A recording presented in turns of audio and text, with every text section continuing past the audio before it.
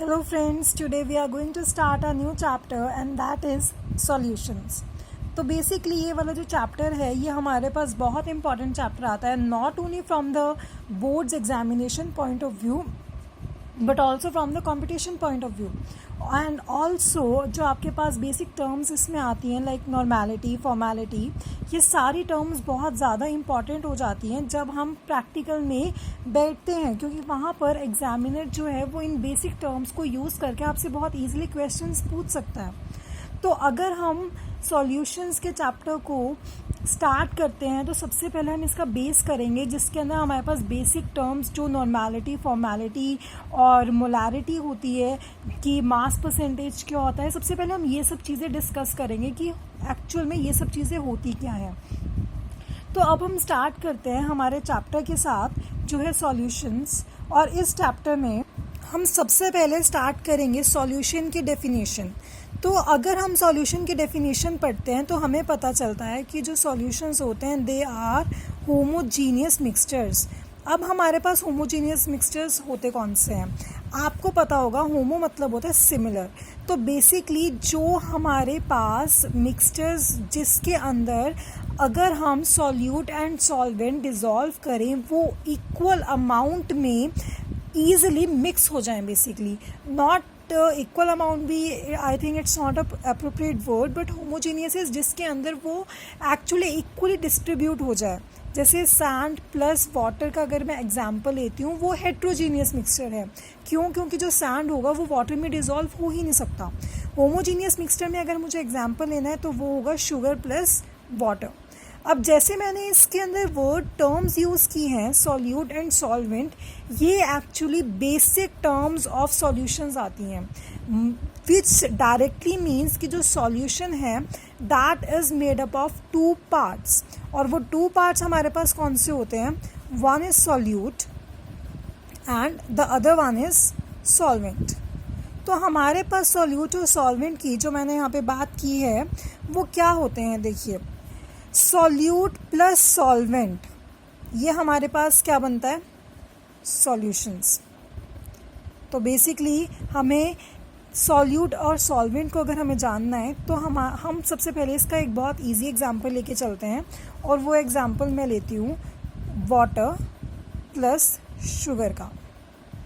इसके अंदर मैंने वाटर प्लस शुगर का एग्जांपल क्यों लिया है? क्योंकि ये बहुत सिंपल एग्जांपल है और ये हमारी डे टू डे लाइफ से बहुत रिलेट करता है. सो अगर हम बात करें वाटर की, वाटर में हमने शुगर ऐड की. हम वाटर में कितने स्पून्स ऑफ शुगर ऐड कर सकते हैं? 1, 2, 3, मैक्सिमम 4 to 5. पर जो वाटर का कंटेंट होगा वो ज़्यादा ही होगा हमेशा, विच डायरेक्टली मीन्स कि हम एक गिलास ऑफ वाटर के अंदर 1 स्पून ऑफ शुगर ऐड कर सकते हैं, 2 स्पून ऑफ शुगर ऐड कर सकते हैं या फिर 3 स्पून ऑफ शुगर ऐड कर सकते हैं. सो अगर मैं सॉल्यूट की बात करूं तो सॉल्यूट हमारे पास वो सब्सटेंस होगा जो हमारे पास छोटी क्वांटिटी में प्रेजेंट होगा, जैसे कि शुगर. और सॉल्वेंट हमारे पास होगा जिसके अंदर हम सॉल्यूट को ऐड ऑन करेंगे. जिसका मतलब ये हुआ कि जिस चीज़ के अंदर हम किसी चीज़ को डिज़ोल्व कर रहे हैं वो हमारे पास हो गया सॉल्वेंट, क्योंकि हम वाटर के अंदर शुगर को ऐड कर रहे हैं. सो जो चीज़ हमारी डिज़ोल्व हो रही है वो हमारे पास क्या होता है? सॉल्यूट. तो सॉल्यूट जो है वो हमारे पास डिज़ोल्व होने वाली चीज़ होगी.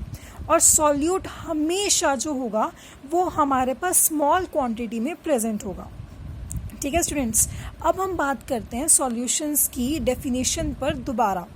सॉल्यूशंस जो होते हैं वो हमारे पास होमोजीनियस मिक्सचर्स होते हैं और हम जो सब्सटेंसेस ले रहे हैं सॉल्यूशन में वो 2 हो सकते हैं, 3 हो सकते हैं, मतलब डिपेंडिंग कि हम कितने लेना चाहते हैं.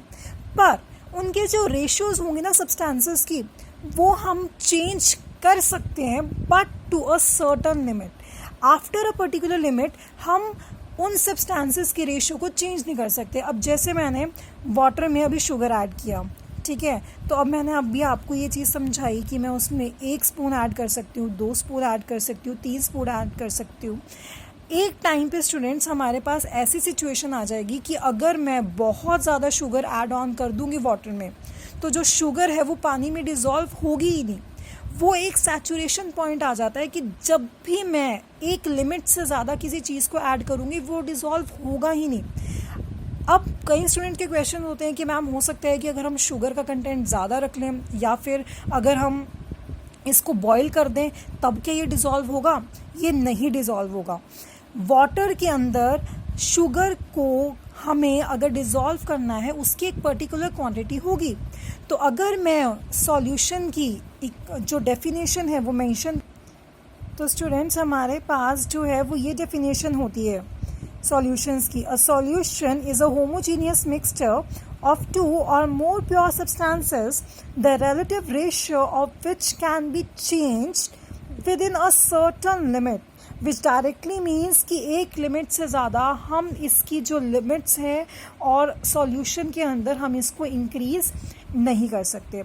अब स्टूडेंट्स हमारा ये क्लियर हो गया कॉन्सेप्ट। अब हम स्विच करते हैं कि हमारे पास टाइप्स ऑफ सॉल्यूशंस कौन से होते हैं। अब बेसिकली अगर हमें टाइप्स ऑफ सॉल्यूशंस की बात करनी है, हमें पता है सॉल्यूशन के टाइप्स तो 3 ही होंगे। पहला हमारे पास होता है गैस, दूसरा हमारे पास होता है liquid and third is our solid part. तो अब हम इसके बारे में डिस्कस करते हैं कि ये कैसे आगे 3 टाइप्स आगे और फर्दर टाइप्स में डिवाइड होती हैं और इनके हमारे पास एग्जाम्पल्स हैं वो क्या हों। तो स्टूडेंट्स ये हमारे पास आए हैं टाइप्स ऑफ सॉल्यूशन। जैसे मैंने आपको बताया था gas solution, liquid solutions and solid solutions. अब देखिए, अब अगर हमने गैस सॉल्यूशंस की बात की है उसके अंदर अगर सॉल्यूट और सॉल्वेंट दोनों हमारे पास गैसेस हैं तो हमारे पास ये जो होगा ये gas solute solvent of gaseous solution का एग्जाम्पल होगा। और इसका एग्जाम्पल हम देख सकते हैं ऑक्सीजन भी हमारे पास गैस है और नाइट्रोजन भी गैस है, दोनों हमारे पास मिक्सचर ऑफ गैसेस हैं। सेम अगर हम लिक्विड और गैस की बात करते हैं तो हमारे पास सॉल्यूट लिक्विड होगा, सॉल्वेंट गैस होगी। इसके अंदर अगर हम क्लोरोफॉर्म की बात करें, chloroform is your liquid and nitrogen is your gas. And the third for the gaseous solution is जिसमें सॉल्यूट आपका सॉलिड है एंड सॉल्वेंट गैसियस है। अब इसका हमारे पास है camphor in nitrogen gas. Camphor की हम बात करें, camphor is your kapur which you use for that havan and all. So camphor वो वाली आपने देखी होगी, एक वाइट सी एक छोटी सी च्युइंगम टाइप की एक आती है, तो that is the only camphor which हम इसको हिंदी में कपूर बोलते हैं। So that is which is used for the solid part for the solute. Now let us come to the liquid solution. Liquid solution में भी same गैस एंड लिक्विड है, liquid and liquid है, सॉलिड एंड लिक्विड है and इनके हमारे पास example आते हैं। जैसे गैस अगर हमने सॉल्यूट लिया है तो सॉल्वेंट हमने लिया है लिक्विड। अब oxygen is the gas and water is your liquid. Liquid is ethanol in water. Ethanol का अगर आप फॉर्मूला देखें तो हमारे पास क्या होता है CH3CH2OH। ओके, तो solid plus liquid, solid is your glucose and your liquid is water. So now coming to our solid solutions.